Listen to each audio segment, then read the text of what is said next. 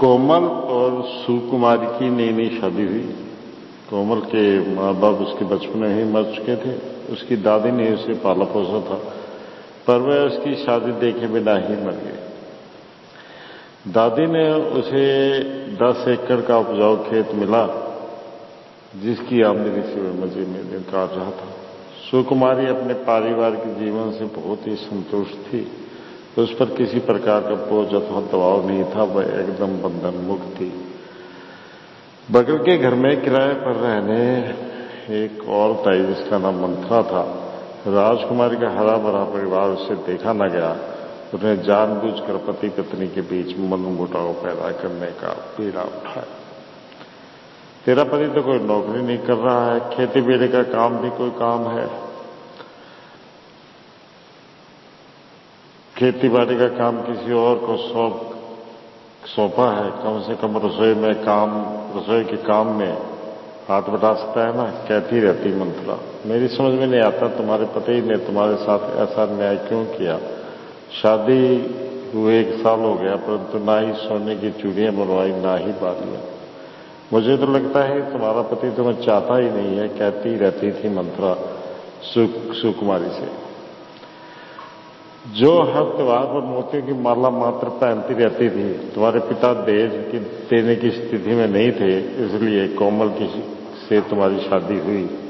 नहीं तो तुम जैसी सुंदर कन्या का बड़ा जमींदार न से छोटा मोटा जमींदारी से शादी करने को तैयार हो जाता। कपड़े धोकर उन्हें सुखाती सुकुमारी से मंथरा यह भी कहती रहती। सुकुमारी मंथरा की बातों में आ गई। उसकी बातों का बहुत असर उस पर वह इतनी कम नहीं थी कि मंथरा की बातों का गुडार्थ समझ पाए। इसलिए बात बात पर वह कोमल से झगड़ा मोल लेने लगी और मुंह में जो आया कहती जाने लगी। उसकी दृष्टि में अपने पति का मूल्य घटने लगा। एक दिन रात को उसे मंथरा की बातें बार बार याद आती रही, जिससे वह सो नहीं पाई। कोमल खर्राटे लेता हुआ आराम से सो रहा था। नाराज सुकुमारी ने उसे जगाया और कहा, तुम खर्राटे इतनी जोर से क्यों लेते हो, मुझे नींद नहीं आती, क्या कहीं और चली जाऊं। आधी रात को पत्नी के इस आरोप से कोमल बिगड़ गया और कहा, और बहुत अंधेरे में कहां जा पाओगी, मैं खुद ही चला जाऊंगा, कहकर वह घर से बाहर आ गया। कोमल को अपनी पत्नी का यह झगड़ालू स्वभाव बहुत अच्छा नहीं लगा। वह इस पर दुखी होता हुआ गांव की सरहदों को पार करके जंगल में बहुत दूर चला आया। अमावस की वजह से अंधेरा छाया हुआ था। कोमल गांव लौटने की सोच रहा था कि इतने में उसने देखा कि बरगद के पेड़ के नीचे मशालें जल रही हैं और वहां अच्छा खासा प्रकाश है। ऐसी और बढ़ा। बरगद के पेड़ के नीचे मशालों की कांति में 4 भूत किसी विनोद कार्यक्रम में मस्त थे। चुड़ैल पत्नी के भय के सामने भूतों की क्या गिनती। ऐसा सोचकर धीरज बांधे कोमल आगे बढ़ता गया। तो के नायक के क्या स्वर में कहने लगा, तुम सब सावधानी से सुनो। हम चारों में से जो बाकी तीनों को खूब हंसाएगा, उसे एक अद्भुत पुरस्कार मिलेगा। कुछ ही क्षणों में एक भूत ने कोई गाना गाया। एक और भूत अपने लंबे पांव को फैलाता हुआ उड़ता हुआ गाता रहा। एक और भूत ने एक हास्य कथा सुनाई। भूतों के विनोद कार्यक्रम में कोमल को कोई खास मजा नहीं आया। नींद भी उस पर हावी हो रही थी, इसलिए वह जमाए लेता हुआ पास ही के एक बरगद के पेड़ के नीचे सटकर बैठ गया और सो गया। उसने तुरंत खर्राटे भरना शुरू किए। उस धमनी पर क्षण भर के लिए भूत अवाक रह गए, पर उन्होंने जब इधर उधर झांका तो खर्राटा लेता हुआ उन्हें कोमल दिखाई दिया। वे धीरे धीरे वहां पहुंचे। खर्राटा लेते समय कोमल की घनी मूछें ऊपर नीचे हिल रही थी। मटके के आकार का उसका पेट तथा सीटी की तरह बजती हुई उसकी सांस की आवाज सुनकर भूतों को बहुत हंसी आई। भूतों की हंसी से कोमल जाग गया। भूतों के नायक ने उससे कहा, हर अमावस की रात को हम भूत एक विरोध कार्यक्रम का प्रबंध करते हैं। आज के इस कार्यक्रम के तुम विजेता हो, हम सबको तुमने खूब हंसाया, कहते हुए उसने काली टोपी उसके सिर पर रखी। फिर सबके सब भूत गायब हो गए। पत्नी के प्रति कोमल का क्रोध अब थोड़ा बहुत शांत हो गया। वह घर लौटने निकल पड़ा। घर पहुंचते पहुंचते सवेरा हो गया। उस समय सुकामवारी घर के सामने वाली घर के सामने वाली रंगोली सजा रही थी। कोमल को देखकर वह चुप ही रही, लेकिन मन ही मन सोच रही थी कि रात को अपनी मूर्खता भरे व्यापार के लिए कैसे क्षमा याचना मांगो। अरे वो पगली, शत्रु और दोस्तों के बीच क्षमा याचना के लिए स्थान है कि तू पति पत्नी के बीच उसका कोई स्थान नहीं है, कोमल ने कहा। सुकुमारी को इस बात पर बहुत आश्चर्य हुआ कि उसके मन की बात पे तो पति ने कैसे ताड़ ली। कोमल ने कहा, मुझे भी इस बात का आश्चर्य कि मैं तुम्हारे मन की बात कैसे जा समझ पाया। सुकुमारी मन ही मन कहने लगी, सिर पर ये बद्दी काली टोपी कैसी। कोमल ने उसके मन की ये बात भी जान ली और सिर से टोपी निकाल दी।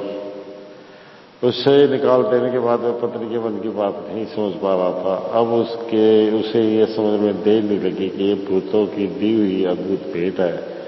बहुत ही खुश होते हुए उसने पत्नी को सब कुछ बताया जो जंगल में हुआ था। सुकुमारी ने सर भर सोचने के बाद कोमल को से कहा, देखो ऐसी अद्भुत टोपी की जरूरत हमें क्या है, वो राजा को भेंट दे आना। कहते हैं वे बुद्धू हैं, इतना भी नहीं जानते कि कौन दुश्मन है और कौन दोस्त। वह टोपी उनके उपयोग में आएगी। वाह वाह सुकुमारी, तुम में जो राजभक्ति है दूसरे में भी होती तो कितना अच्छा होता। राजा जासूसों और अंगरक्षकों पर भी भारी चर्चा कर रहे थे, उसकी जरूरत नहीं पड़ती। वह उसी क्षण जाकर राजा से मिला। उसने राजा को टोपी की महिमा बताई और लौटने के लिए मोड़ा। राजा ने कोमल को रुकने का आदेश दिया और कहा, शाबाश कोमल, तुम्हारी राजभक्ति अद्भुत है, तुम्हारी भेंट अमूल्यवान है, मुझसे भेंट लिए बिना जाना उचित नहीं है। तभी उसने कोषाधिकारी को बुलाया और कोमल को थैली भर के आशीर्वाद दिलवाई। घर लौटे कमल ने थैलों में से अश्वियां चटाई पर रखा। सुकुमारी क्या करे, इतना धन सलाह दो। सुकुमारी ने कहा, व्यापार पद्धति से परिचित अपने दोस्तों से सलाह ले लो। कोई व्यापार शुरू करो, किसी व्यापार में लग जाओ तो मटका जैसा तुम्हारा पेट भी कट जाएगा, साथ ही खर्राटे की आदत भी छूट जाएगी। कोमल को पत्नी की यह सलाह अच्छी लगी। इतने में एक महीने के पहले अपनी बहन की शादी पर गई मंत्रा लौट आई। सुकुमारी के परिवर्तित भाग्य को देखकर वह स्वतंत्र रह गई। अपने बुद्धिबल और चतुराई का उपयोग करके उससे अमावस की भूतों का रहस्य जान लिया। उसी दिन रात को उसने अपने पति भीरू को कोमल के भाग्य का किस्सा सुनाया और कहा, आज अमावस से तुम भी जंगल में जाओ और कोमल की तरह खराटे लेकर भूतों को संतुष्ट करो। फिर उससे ऐसी टोपी मांगना जिसे सर पे रखते ही दूसरों के मन की बात मालूम हो जाए। बल्कि ऐसी टोपी मांगना जिसे सिर पर रखते ही गायब हो जाए, किसी को दिखाई न पड़े। उसे लेकर सीधे राजधानी में जाओ और अदृश्य रूप से राजा के खजाने की कीमती चीजों को टूट कर लाओ। रानी हर हफ्ते के हर दिन अलग अलग आभूषण रहती है, उन 7 आभूषणों को लाना मत भूलना। भीरू का चेहरा उतर गया। उसने कहा, मुझे खर्राटा लेना नहीं आता। मंथरा नाराज होती बोली, मनुष्य के लिए कोई भी काम असंभव नहीं है, बस उसे पर्यटन करते रहना चाहिए। जाओ और तुम भी पर्यटन करो, तुम जरूर काम में हो जाओगे। भीरू मंत्रा के कहे मुताबिक जंगल में गया। पेड़ के पीछे से उसने चारों भूतों को देखा। वह तह के मारे थर-थर कांपने लगा और वो एकदम चिल्ला पड़ा। दूसरे क्षण चारों भूत वहां आ धमके और उसे घेर कर कहा, अरे ओ निकम्मे, यहाँ आकर चिल्लाकर तुमने हमारे विनोद को भंग किया है। वे उसे गुर्राकर देखने लगे। भीरू और डरते हुए बोला, वह चिल्लाए नहीं थे, खर्राटा था। उसके जवाब पर वे भूत फटका कर हंस पड़े। भूतों के नायक ने उसकी तारीफ करते हुए कहा, तुम तो बड़े असोड़ हो, किंतु बताना अमावस की इस अंधेरे में आके चले। अब भी भूतों से भयभूत भीरू ने हड़बड़ाते कहा, भूत टोपी प्राप्त करने। उसकी इस बात पर भूत पहले चकित हुए, फिर ठटका कर हंस पड़े। उनके सरदार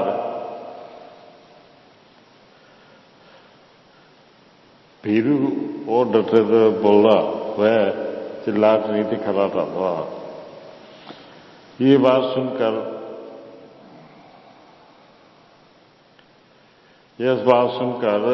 भूत पहले चकित हुए, फिर ठठाकर हंस पड़े। उनके सरदार ने भीरू की पीठ थपथपाते हुए कहा, वाह कैसा बाग चुतरे है, तुम तो जन्म से ही असोड़ लगते हो।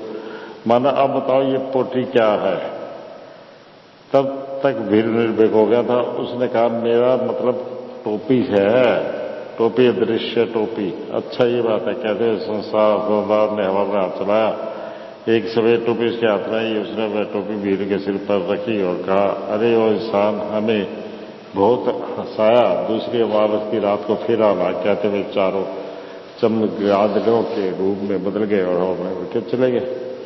भीरू बहुत ही आनंदित हुआ। वह वहां से निकला, सुबह तक राजा के किले में पहुंचा। अपनी टोपी की महिमा के कारण सिपाहियों की आंखों के सामने से वे गुजरा और राजा के खजाने में प्रवेश किया। वहां के ढेर रत्न मनिया अशरफियां पड़ी थी और उन सबको उसने एक बोरे में डाल लिया और अपने कंधे पर लादता हुआ अंतपुर में पहुंचा। वहां राजा और रानी अलग अलग शैया पर सो रहे थे। वे गाढ़ी निद्रा में थे। कमरे के कोने की मेज पर रानी के 7वें दिनों के आभूषण रखे थे, साथ ही राजा का मुकुट भी था। भीरू ने उन गहनों को बोरे में डाल लिया और जाते जाते सोचने लगा, मंत्रा की अकल की वजह से इतने गहने मिले। जब उसके पास रानी के आभूषण हो तो मेरे सिर पर राजा का मुकुट न हो तो अच्छा नहीं लगा, ये कमी महसूस होगी। ऐसा सोचकर उसने मुकुट ले लिया और उस अदृश्य टोपी को दबाकर रख लिया और बड़े शान से बाहर आया। आदत न होने की वजह से उसे लगा कि मुकुट बहुत भारी है, तो उसने मुकुट निकालकर अपने हाथ में रख लिया। जब वह किले के द्वार से गुजरने लगा तो सैनिकों ने उसे देख लिया और चिल्लाते हुए बोला, अरे तेरी ऐसी हिम्मत, राजा का मुकुट चढ़ाकर कहाँ जा रहे हो। फिर उसे पकड़ लिया और बांध कर राजा के पास ले गए। भीरू थर-थर कांपने लगा। अब वह जान गया कि जब उसने मुकुट सिर से निकाल दिया तब उसके साथ साथ दृश्य टोपी भी बाहर आ गई। वह रोने लगा और मन ही मन अपनी पत्नी मथुरा को गाली देने लगा। राजा भीरू का रुख देखते हुए समझ गया कि इसके दुष्टा के पीछे किसी और का हाथ है। उसने अपने कोमल की दी हुई टोपी सिर पर रख ली। वह असली रहस्य जान गया। उसे मालूम हो गया कि भीरू अपनी पत्नी को अपने आप ही गालियां दे रहा था। राजा ने तुरंत सैनिकों को भेजकर मथुरा को अपने समक्ष बुलवाया। कड़े स्वर में उससे पूछा कि उसकी दुर्दशा और दुर्विधि का पर्दाफाश हो गया। राजा ने आज्ञा दी कि जैसा भी हो वैसी स्थिति में वे राज्य को छोड़कर चले जाए। विवरण जानने के बाद सुकुमारी ने कोमल से कहा, उस अमावस भूतों की दया से हमारा परिवार सुव्यवस्थित हो गया है। मथुरा हमेशा तुम्हारे बारे में विष बोलती रही और वे मेरे मन को भी कुलासित कर दिया। कोमल ने सिर हिलाते हुए कहा, देखो सुकुमारी, गहरे गहरे जब बोलते हैं तब उनका विश्वास नहीं करना चाहिए। अविवेक नामक ये भूत जब तक हम में बसते हैं तब तक मथुरा नहीं तो कोई और चुगली खाते ही रहते हैं। जरूरी तो यह है कि हम हमेशा सावधान रहें। तो दोस्तों ये एक कहानी थी, देखना कैसी लगती है आपको, बताइए कैसे।